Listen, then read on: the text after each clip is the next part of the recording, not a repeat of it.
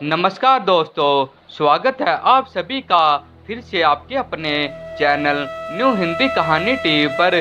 चलिए आज की वीडियो शुरू करते हैं। आज की वीडियो में हम बात करेंगे कजरी तीज कथा के बारे में। आओ बात करते हैं। आज 22 अगस्त गुरुवार के दिन कजरी तीज का पर्व मनाया जाएगा। रक्षाबंधन के 3 दिन बाद यह तीज मनाई जाती है। इसे टूडी तीज और बड़ी तीज के नाम से भी जाना जाता है। सुहागिन महिलाएं पति की लंबी उम्र के लिए यह व्रत रखती है। वही अविवाहित युवतियां भी सुयोग्य वर की प्राप्ति के लिए व्रत का पालन करती है। वैसे तो ज्यादातर कजरी तीज का पर्व भारत के हर हिस्से में मनाया जाता है, लेकिन मध्य प्रदेश, राजस्थान, उत्तर प्रदेश में इस पर्व एक अलग ही धूम देखने को मिलती है। आज के दिन महिलाएं व्रत रखकर देवों के देव महादेव और मां पार्वती की पूजा करती है।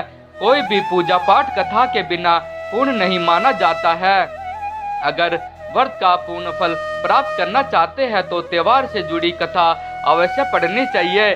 तो चलिए जानते हैं कजरी तीज के मौके पर कौन सी कथा पढ़नी चाहिए जिससे पूजा और व्रत दोनों पूर्ण हो जाए।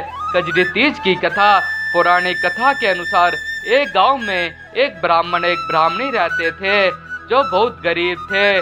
ब्राह्मण की पत्नी ने कजरी तीज का व्रत रखा। व्रत की पूजा करने के लिए उसने अपने पति से कहा कि वह उसके लिए चने का सत्तू लेकर आए।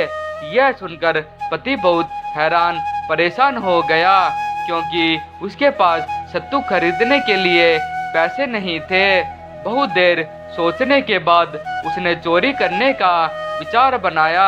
रात का समय था और ब्राह्मण चोरी करने निकल गया।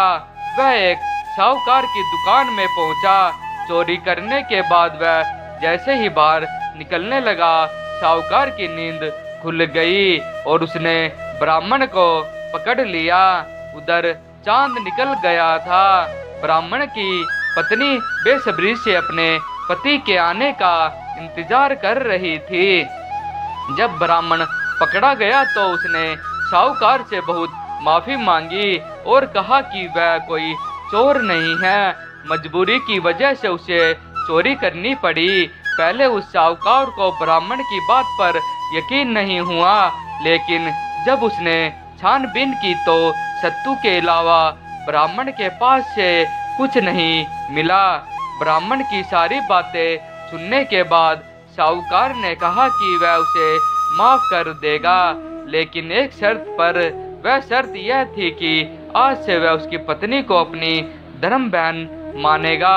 इस सारी बातों के बाद साहूकार ने बहुत सा सत्तू, गहने, मेहंदी और पैसे देकर ब्राह्मण को प्रेम से विदा कर दिया।